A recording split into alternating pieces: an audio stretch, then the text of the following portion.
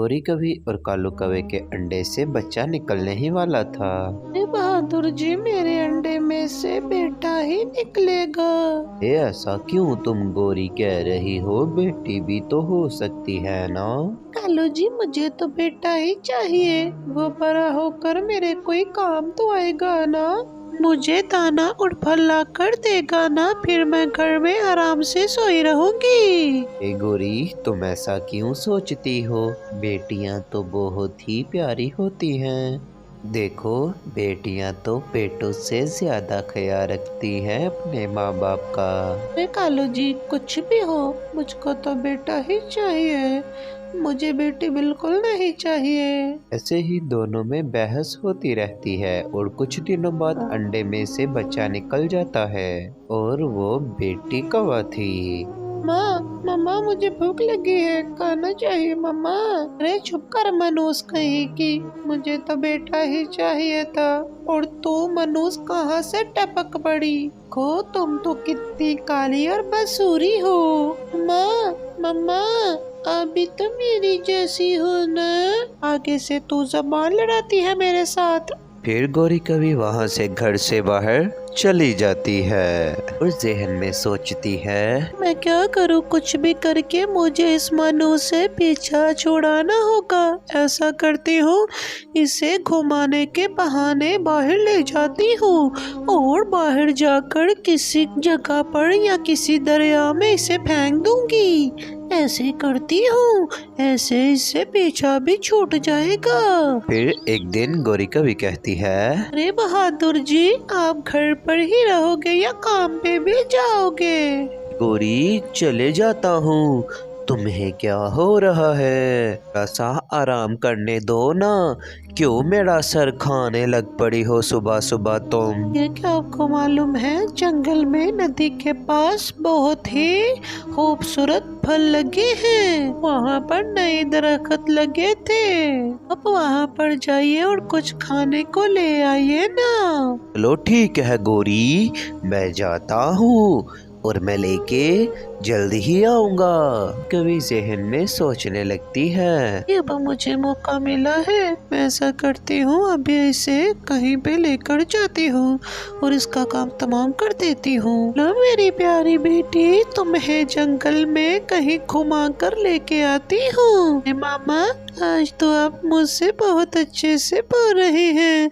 क्या बात है मामा? मेरी प्यारी बेटी, तुम्हें कहीं घुमा कर लाती हूँ। कवि अपनी बेटी को जंगल में ले जाती है। कवि अपनी बेटी को एक गुफा के पास ले आती है। करती हूँ, इसे गुफा के अंदर जाने के लिए कहती हूँ और बाहर से गुफा बंद कर दूंगी और ये अंदर ही मर जाएगी। से ही अपना काम करने वाली होती है, चिड़िया और कबूतर वहाँ पर अचानक ही आ जाते हैं। अरे गौरी बहन, आप यहाँ पर क्या कर रही हो? अरे चिड़िया बहन, मैं अपनी बेटी को जंगल में घुमाने के लिए लाई थी। अच्छा गौरी बहन, ये आपकी बेटी है, बहुत ही प्यारी है।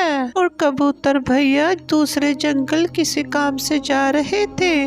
ठीक है, हम चलते हैं और शाम भी होने वाली है। कबूतर और चिड़िया वहाँ से उड़ जाते हैं। मैं अपनी बेटी को अब गुफा में बंद नहीं कर सकती, क्योंकि चिड़िया और कबूतर ने मुझको यहाँ पर देख लिया है। मैं पकड़ी गई तो मेरे कवि जी मुझे घर से निकाल देंगे।